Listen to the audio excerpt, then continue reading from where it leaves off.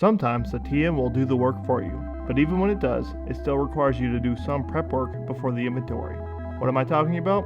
The Technical Manual Hand Receipt.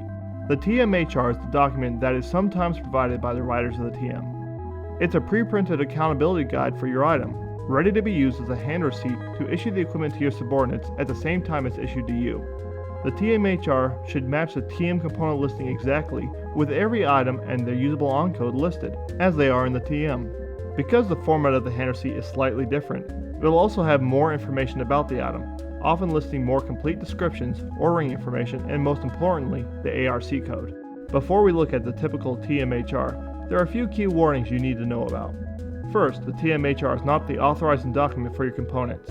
So if there is a difference between the TMHR and the TM itself, go with the TM. This happens from time to time as the TMs are updated, and everyone makes mistakes, even those who write the TMs. Second, the TMHR does not include pictures, only descriptions. So if you're unfamiliar with the items, it can be tough to go off just a hand receipt. Third, the ARC codes may or may not match what's in FedLog. FedLog shows what the item's ARC code is according to the Army Master Data File. So unless you have special instructions, this is the code you go with. It is wise to have a copy of the TM with you when you're using the TMHR, just to make sure you have all the bases covered. So here's the TMHR for nearly every model of the Humvee. As you can see, this single TMHR covers 37 different models, with each one differing slightly in some way.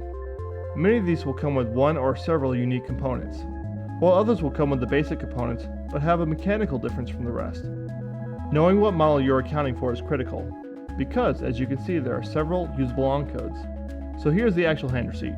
As you can see, it is a 2062 pre-printed and meant to be a component hand receipt for the Humvee.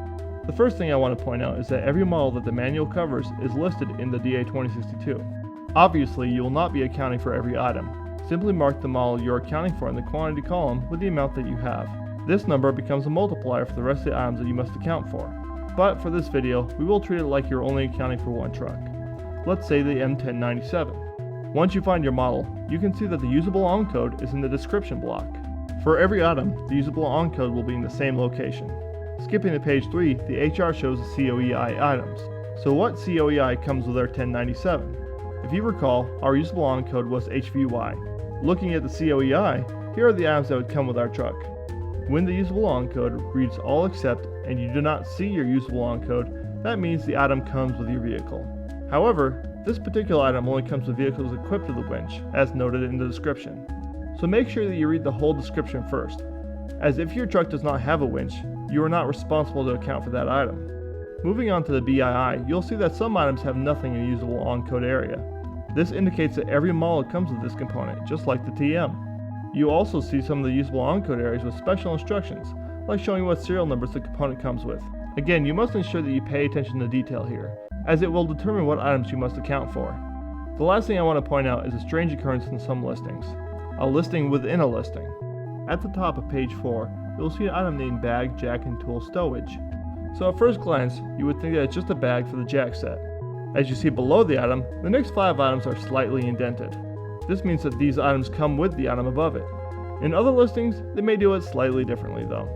A standard TTP is to put a slash through the item's main quantity and account for each of the subcomponents as required. But that is just a TTP. You may find something else that works better for you. Lastly, the HR also lists all the AAL items. You only have to account for these items if you were issued them at some point or if you ordered them or received them. If you have a question, please see your supply NCO. They'll let you know if you need to account for these items. So that's the review of the TMHR. It's a handy tool to use. It can help you identify and account for your items.